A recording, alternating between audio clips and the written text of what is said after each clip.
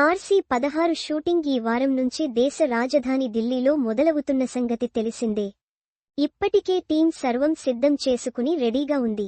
ఈ షెడ్యూల్లో రామ్ చరణ్ పై కుస్తీ సన్నివేశాలు చిత్రీకరిస్తారని ఇప్పటికే తేలిపోయింది.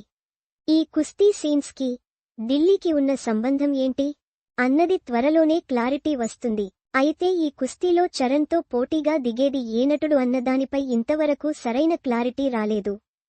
క్రికెట్ నేపథ్యం గల సన్నివేశాల్ని ప్రధానంగా చరణ్, దివ్యేందుల మధ్య చిత్రీకరించినట్లు వెలుగులోకి వచ్చింది.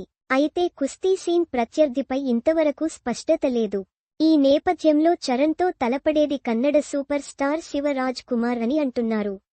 ఇద్దరి మధ్య ఈ పోరాట సన్నివేశాలు చిత్రీకరించనున్నారని లీకులందుతున్నాయి. అయితే శివరాజ్ కుమార్ మాత్రం షూట్ చివర్లో పాల్గొంటారని సమాచారం. అప్పటి వరకు ఢిల్లీలో వేర్వేరు సన్నివేశాల చిత్రీకరణ ఉంటుందంటున్నారు.